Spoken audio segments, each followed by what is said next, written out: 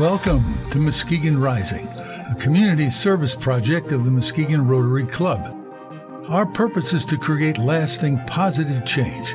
We've been doing that here since 1916. So, let's get started. Hello and welcome to Muskegon Rising. I'm your host, Aaron Mikey, and today I'm here with Tim Lipan with Muskegon Bike Time. Welcome, Tim. Hey, how are you today? I'm awesome. How are you? Good. Looking forward to this conversation. Yeah. So, Tim, what exactly is Bike Time? Well, let me read the mission statement to you, because we have one, all right? And see what you think. I'm interested in seeing what you think. The mission of the Muskegon Bike Time is to produce entertainment opportunities in Muskegon aimed at attracting a broad spectrum of motorcycle enthusiasts for a vacation experience on Michigan's West Coast. It's a 5-day annual celebration of motorcycles and the community, held the third weekend in July. The festival attracts motorcyclists and the general public for its spectacle, attractions, entertainment, and food. From what I've seen, I think that's spot on. Pretty much sums it up, doesn't it? It's a great time, isn't it? How long has Bike Time been going on? This will be our 18th year for Muskegon Bike Time. And the history of it starting is pretty interesting. Can I tell you about it? Please tell us how it started. Tell us about how it's changed. Well, it all started when Dr. Mark Campbell, local cancer doctor, who also owns owned Hot Rod Harley-Davidson. And it used to be on Ottawa Street in a small building, and he wanted to build a big store. And they were going to build it out by the mall on Harvey Street. And the mayor at the time was Steve Warmington. And he was always talking to Mark to say, hey, build that thing downtown.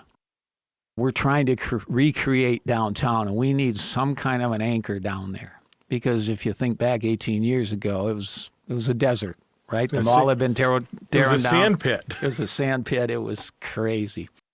Well, Mr. Campbell did agree to build Hot Rod Harley-Davidson. It's a huge store. It was intended to be a destination. Motorcyclists would ride there on purpose to hang out there and then go home. And they would come from all around to do that. Well, they built a store. They built it downtown. And then they thought, well, we ought to have a grand opening, right? Why not? And Mark and Steve Warmington and John Van Wyck were sitting around the Marine Tap one day saying, all right, what would this grand opening look like? And they were typically thinking of the store. But then they got to thinking, what if we made it bigger? What if it was a festival? And that's when, right then and there, they called me and said, Tim, come on down to the Marine Tap. We need to talk to you. Because I'd been involved in festivals for years. Summer Celebration, the original Michigan Irish Music Festival, and many others. And so I went down there, and we just started talking, and we said, hey, can we close the street? There's nothing there. And that hadn't never been done before.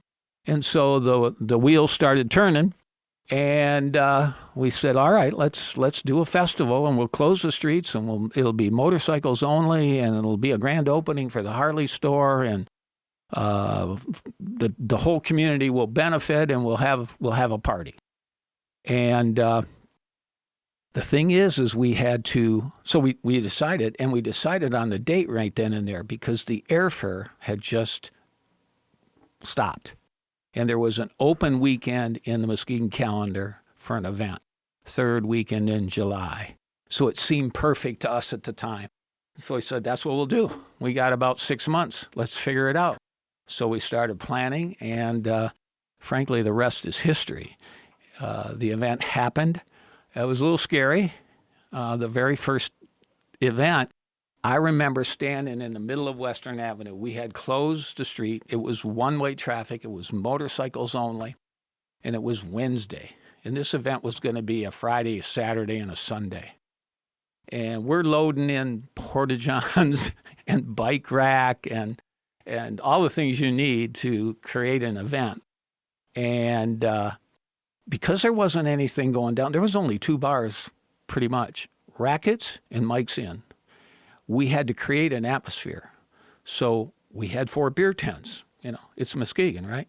And we had live music from noon till midnight in 4 beer tents for 3 days, and trying to create an atmosphere. We had to recruit vendors, food vendors and apparel vendors and sunglasses, all that kind of stuff was going on over that 6-month period. But I remember standing in the middle of the street when we were still setting up, and the motorcycles started to come. And they kept coming. And they kept coming. And then it was Thursday night, and they kept coming. And they kept coming. And by Friday night, the street was packed. You couldn't hardly move except for motorcycles. And most people have seen the pictures where there's 3 rows of bikes as far as the eye could see from 7th Street all the way to the Hot Rod Harley dealer. And the Harley dealer filled up, the side streets filled up with motorcycles. And I was a little worried. We didn't have enough porta-johns for that crowd. We didn't have enough toilet paper. But we had enough beer and ice, and so the rest is history, and Bike Time was born. And then from then on, it's been going on ever since. It's changed over the years, but yeah, that's how we got started back in the day. What an amazing story. Yeah. All starts over a beer at the Marine Tap Room. Yeah. And an investment in a downtown that is now thriving, and really hard to believe that was really the impetus to this whole 5-day celebration. They really wanted an anchor downtown, and the Hot Rod Harley dealership it's one of the top 10 dealers in the country now. It is a destination. People drive there on purpose to go see it, hang out there, buy stuff. It's really worked out well. Amazing. And a beautiful view of Muskegon Lake. Absolutely. Absolutely beautiful. And I know whenever I drive by on the weekends, if my wife's in the car, I have to poke her because they do the training rides out there and get your cycle endorsements. And right. I have that. And then I shortly after that met my wife, and she said, no motorcycle for you.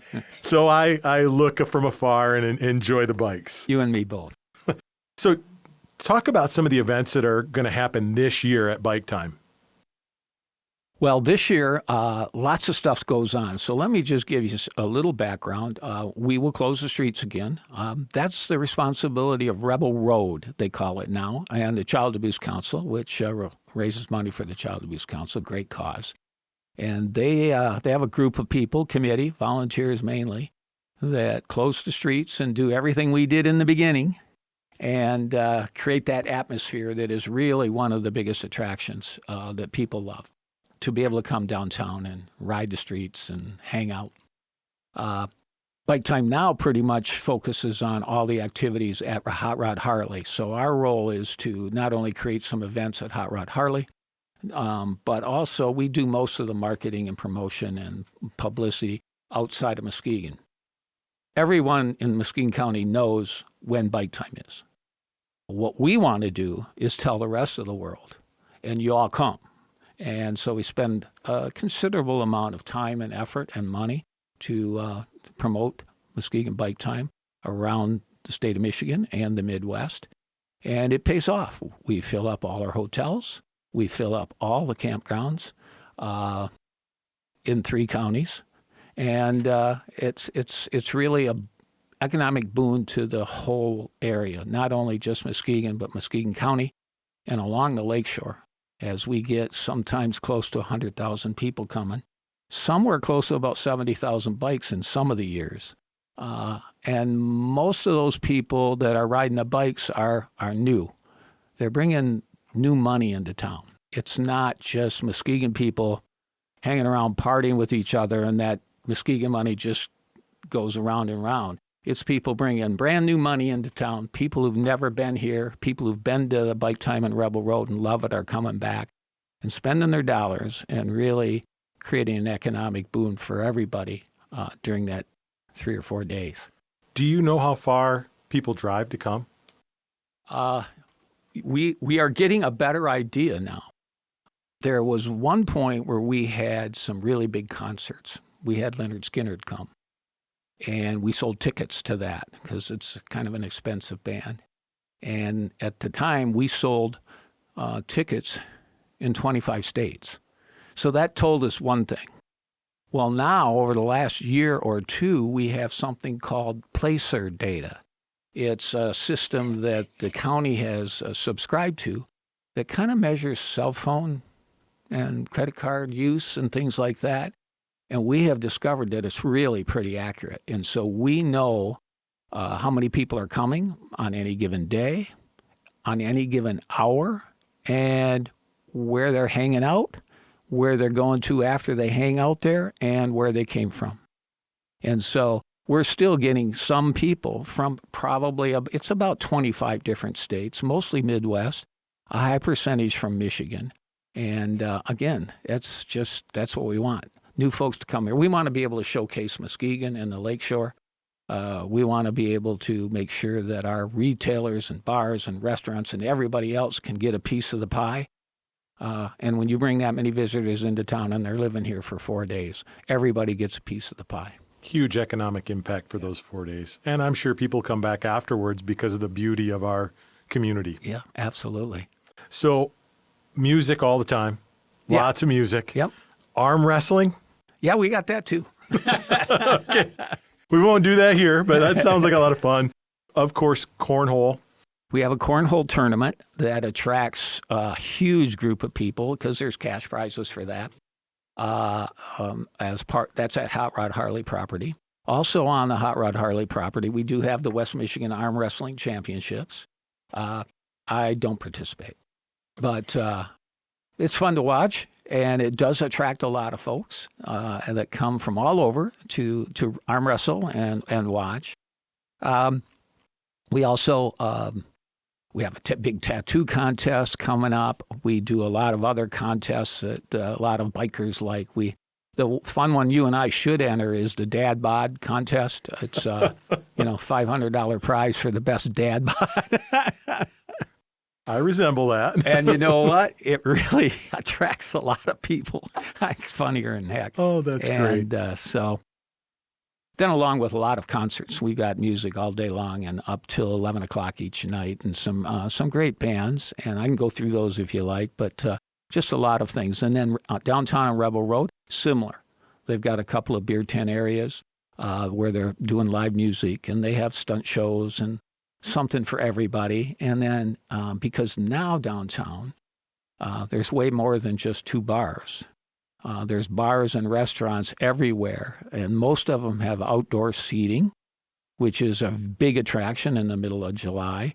And you're an arm's length from a biker or a bike by sitting outside at all these establishments, and many of them are having live music. So it's quite a party. It's a fun thing. Yeah. Absolutely. And I assume the social district plays a big part in that as well. And now you can go into an establishment, get the beer you want, and walk all the way through town legally. Legally, yeah. And have a great time. So listeners may not have ever ridden a bike before. Do they have an opportunity to maybe get on a Harley or a smaller bike and try to take it for a ride? Well, I'd say no. You better not. You and me aren't just hopping on that right now and doing it. But if you have the right training and the right licensure, you absolutely can, because what's coming in this year is from Harley-Davidson headquarters in Milwaukee is a Harley-Davidson demo truck. And with that truck comes all the new models of Harley-Davidsons. I think there's 17 of them this year. And you can ride one of them or all of them for free on your own. You just got to bring them back. And so that's a big attraction for folks who are looking for a new bike or want to try it. But you do have to have certification. Safety first. You got to know how to ride a bike. That's amazing, though. They can try the newest models if you're certified. You have your cycle endorsement from Harley. Right. And you can ride it off the property on your own. Like I said, you just got to come back. Amazing. Family-friendly event? Yes, it is. And it's amazing to me. It started out, we thought we were going to attract bikers. And we surely do. And their bikes. And they're all styles of bikes and all colors and with sound systems. And it's just kind of something. It's a sight to behold. It's a spectacle. And because of that, it draws everybody else, too. On any given day, you can see mom and dad and a herd of kids coming down to look at all the bikes, be able to sit on them. They might come for the food as well. You'll see grandma and grandpa pushing a stroller.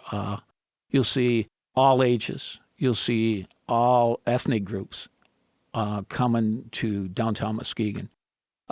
For folks from out of town, it's a biker event that are riding in. But for folks here, it's almost like a family reunion. It just involves everybody. And it's really a sight to see. And it's a safe event. We haven't had any trouble. And I always made a joke back in the day because when we first started it, there were some folks who were fearful. We're going to get Hell's Angels and we're going to get all these gangs and, they're terrible people. And bikers are not. They're some of the most generous, honest, nicest people you can find. And I always used to say it's the safest place in Michigan when we're all here together. Nobody's messing with anybody. I'm so glad you brought that up because having been downtown during bike time and at other events, Blessing of the Bikes in Baldwin, the perception of bikers is not truly the reality. There are always bad people out there, but as you said, bikers are genuine, hardworking, giving, compassionate people.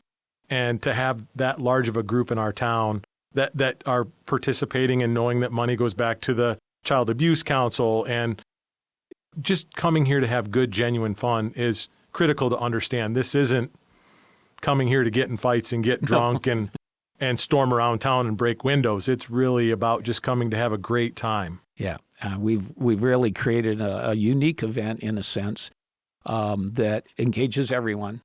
It's wrapped around a bike rally, no doubt about it. But there is something for everybody at Bike Time and Rebel Road for sure. Looking at bikes is like people watching. They're all different, all unique, right? Yeah. So just so much to see downtown.